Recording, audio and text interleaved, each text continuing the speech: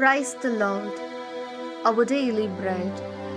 Isaiah chapter 11 verse 4. With righteousness he will judge the poor and decide with equity for the humble of the earth.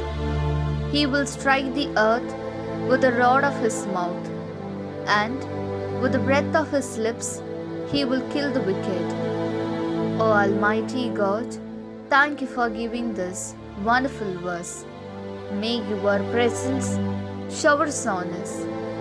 O Lord, give us the necessary wisdom to walk with integrity in our lives by opening our eyes, and bless us to walk righteously and honestly without going into evil ways, and to live as a people who are worthy of you, society, and our family.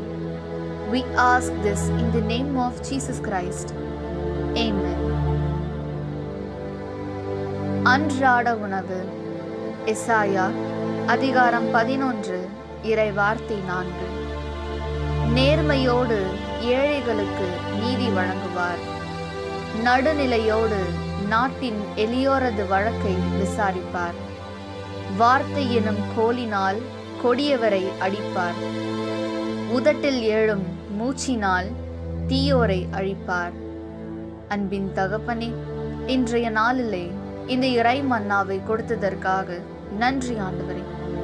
இறைவா, எங்கள் வாழ்வில் நேர்மையுடன் நடக்க தேவையான ஞானத்தை தந்து எங்கள் மனக்கண்களை திறந்து தீய வழிகளில் செல்லாமல் நீதியோடும் நேர்மையோடும் நடந்து உமக்கும் சமுதாயத்திற்கும் எங்கள் குடும்பத்திற்கும் ஏற்ற மக்களாக வாழ எங்களை ஆசிர்வதியும். ஆமென். அன்னனுள்ள போஜனம். ஏஷையா 11 அத்தியாயம் 4 வாக்கியம். தரித்திரரே அவன் தர்மநிஷ்டையோடே பூமியிலே எளியவரோடு அவன் நீதிபூர்வம் வர்த்திக்கும்.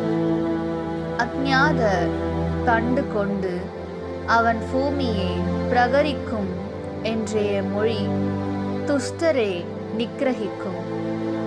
கர்த்தாவே, தரித்திரரோடும் எளியவரோடும் അന്ന് നീതിപൂർവം പ്രവർത്തിക്കുന്നതിനെ ഓർത്ത് നന്ദി പറയുന്നു.